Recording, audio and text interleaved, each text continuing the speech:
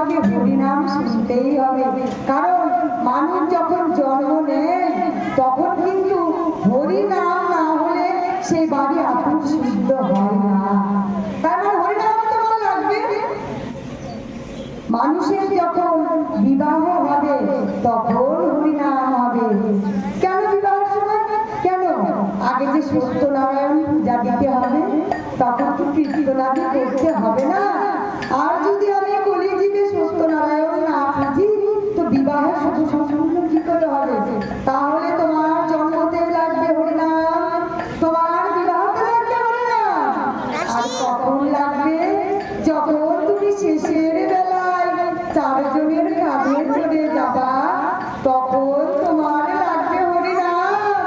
এই হরিনাম ছাড়া তুমি কখন পার হতে পারবে না। জয় রাধা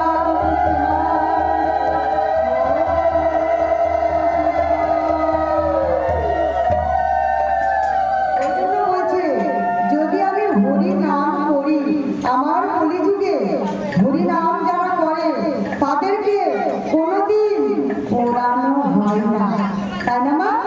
যারা হরিনাম করে তারা কারা? বৈষ্ণবরা। বৈষ্ণবরা যখন হরিনাম করে তাদেরকে পোড়ানো হয় না, তাদেরকে মাটি দেওয়া হয়।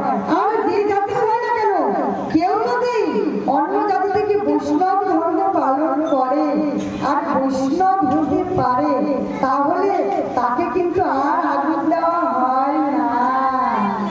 কথায় বলছে আজকে অমুকের বাবা মারা গেছে, তার ছেলে 1 ঘন্টার মধ্যে প্লেন রিজার্ভ করে এসেছে, এসে তার মুখে আগুন দিয়েছে। কি দুঃখের কথা! সন্তান এসে বাবার মুখে আগুন দিচ্ছে। সন্তান এসে বাবার মুখে আগুন দিচ্ছে কেন মায়েরা জানো?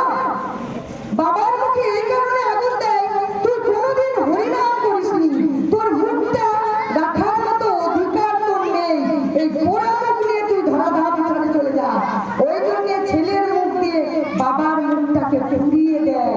আর যদি তুই হরিনাম করতিস, আজকে তুই বৈষ্ণব হতিস, তোর দেহে সাদা বস্ত্র থাকতো, গৌর বস্ত্র থাকতো, কপালে তিলক থাকতো, ললাটে কণ্ঠি থাকতো, তাহলে আমি তোকে পোড়াতাম না, আমি তোকে মাটি দিয়ে পূজা করতাম। জয় রাধে মা। ভুল বললাম কি আমি?